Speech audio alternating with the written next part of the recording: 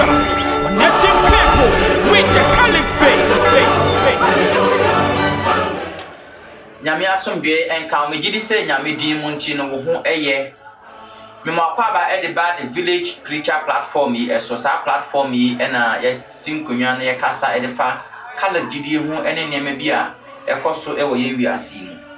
sam pepe so ye nyina ye nim se ye wo Easter bre mu na sa bre mu no Ghana Catholic Bishop Conference afibia no wo the Easter message etudwa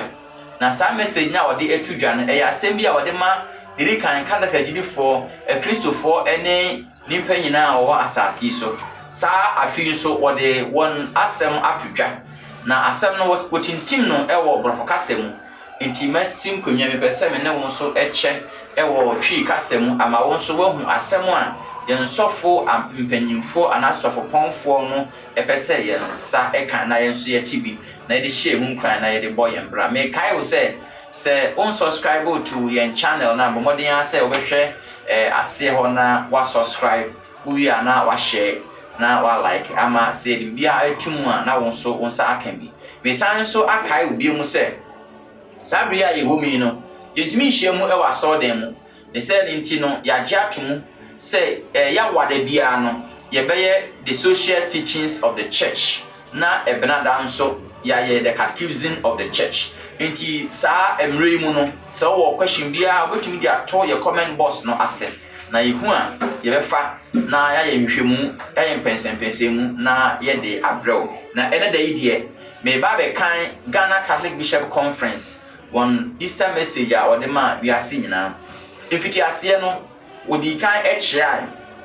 na wo se wode Easter nchia e de ma wi ase nyina wode ma Catholic agidifo Christopher ene wona wo pepa e wo asase su nyinara osan so e ka se sabre ye wo mi e Easter eye afidida mu afidida eye enigeda eye emra Christopher ye kai Jesus a owu ye na osore ye na ono ene ye nkwaje nyina mfiti ase na osan so e ka se ye gidifo na ye se Christ asore dia na e wo se e hye nkran na e wo se e man indasofro na wo se ye nso e kai se yen anso ye bebo ebrabo pa ye beyi bone afri yen abrabom na wosan so e kasa e de fa afie Easter edi ya yentumi andin wo asode mu na wo kire se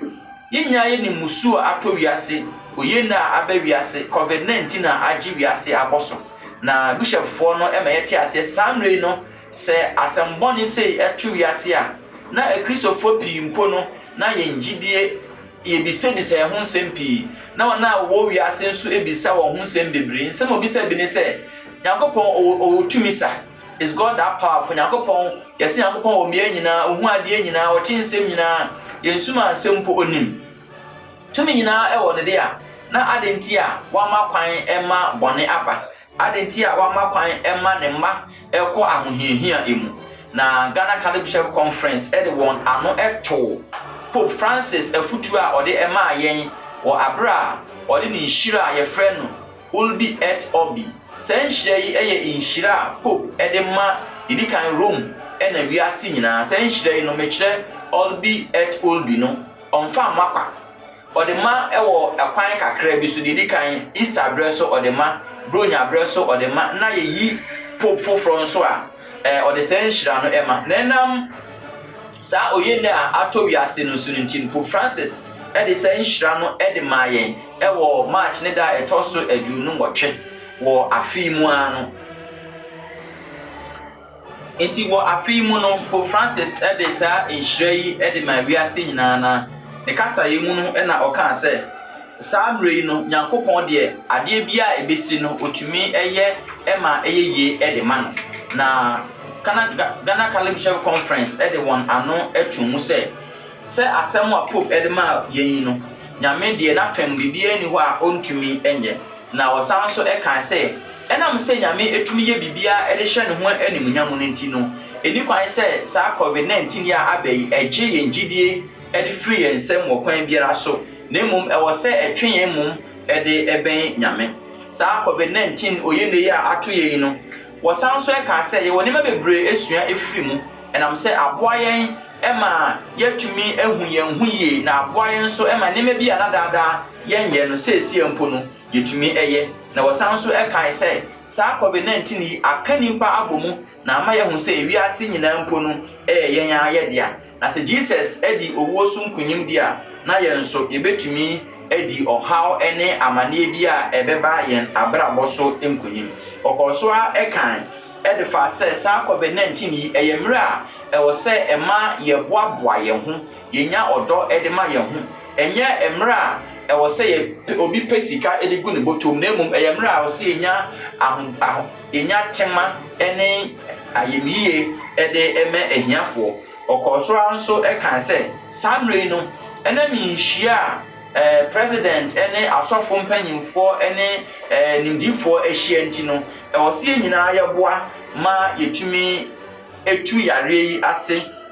ɛde free wiase sɛ yɛbɛsua biribi ɛde afiri saa yare mu a na deɛ yɛsua free mu ane sɛ yɛn nyinaa yɛ nipa baako ne sɛ nti yɛnyi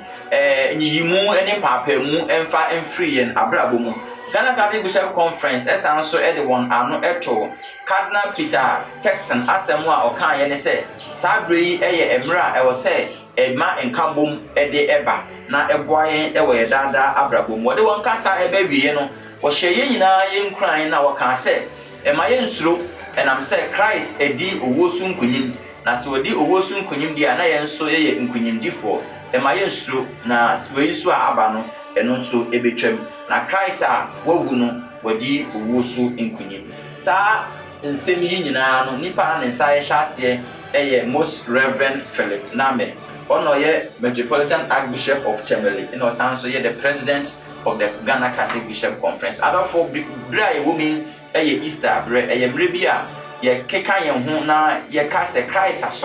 wasɔre ampa mekae wo sɛ wɔn subscribe to your channel na subscribe na like na share na mmerɛ bi a yɛde biribiara ɛbɛtum no na wɔn nso wɔn nsa aka bi saa nkyɛnkyɛn ne saa dwumadi a yɛdi nyinaa firi wakoa the village preacher connecting people